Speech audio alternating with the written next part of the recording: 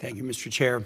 Secretary Campbell, good to have you. A comment and two questions. So the comment is in a response to an earlier question, you talked about the real importance of focusing on the global south, and of course we should, Africa and the Americas.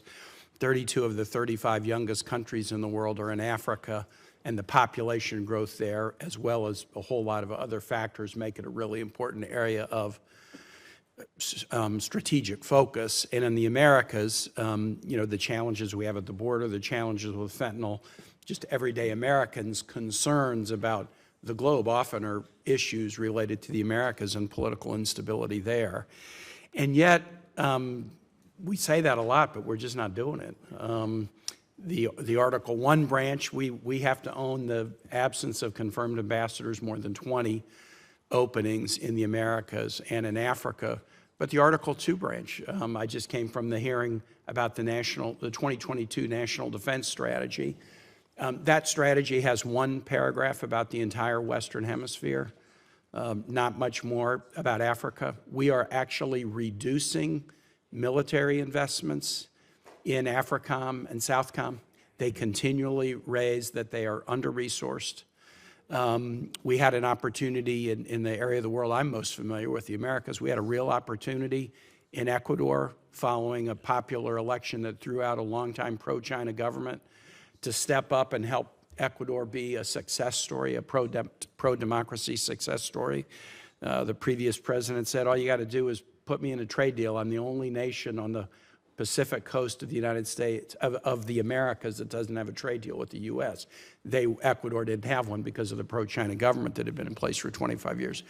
We didn't do it. We basically, the administration, and I strongly support this administration, but the view is that trade deals aren't good politics. We didn't do the one thing that President Lasso was asking us to do, and now we have a much more complicated situation in Ecuador. So the comment that I'm going to make, and then I'll move to a question, is we talk about the global south a lot, but if you measure it by resources, if you measure it by energy or focus, we are going backwards, not forwards. And that really, really troubles me. Now, my question is this. On the fentanyl topic, in November of 2023, Presidents Biden and Xi met in Woodside, California, and they talked about steps that China might take to begin helping us interdict fentanyl by blocking precursors, largely from coming into Mexico. 9 months later, what's the report card on whether those commitments by China are being met or not? Yeah, thank you. First of all, just on your first questions, when you travel around, you are left with, particularly in the global south, with a sense of there's so much more to do, and there is a concern, as you suggest, Senator, that maybe we're going in the other direction. And I, as a person who has long supported the Indo-Pacific, I recognize that we're moving more of our capacity there, but I don't think we should be shortchanging our engagements in Africa or Latin America. It will come back to haunt us. So I share those issues. I believe in them as well. I will also say that, we talk about contesting narratives that the Chinese and the Russians promulgate in the global south. The dominant one that the Chinese and Russians use is the idea of American decline. And those views can be pernicious, and frankly, they can use disinformation, and they can also use headlines from our own newspapers. And I think one of the things that I would suggest is that when we come together in bills or activities that suggest national purpose and a degree of consensus, that's the area that we've largely been the strongest. I see that more, frankly, now in the Indo-Pacific than I do in the global south.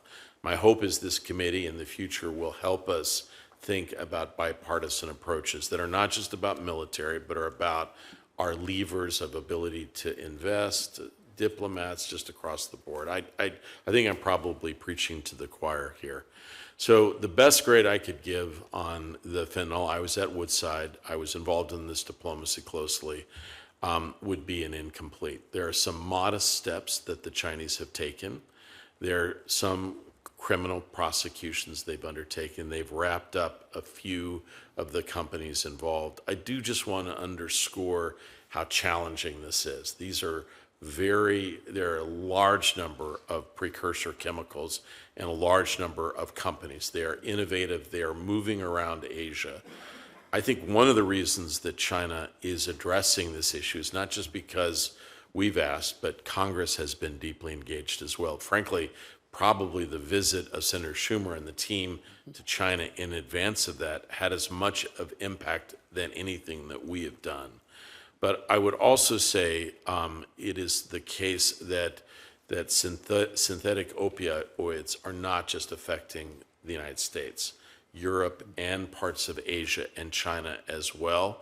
This is a global scourge. I think increasingly the Chinese recognize that since so much of that is coming from manufacturers in China, that they have to take more steps. They have not done so to date, and we need to stay on them. And this is a critical national security issue for us. I commend you for raising it and focusing on it. Thank you. Thank you, Mr. Chair.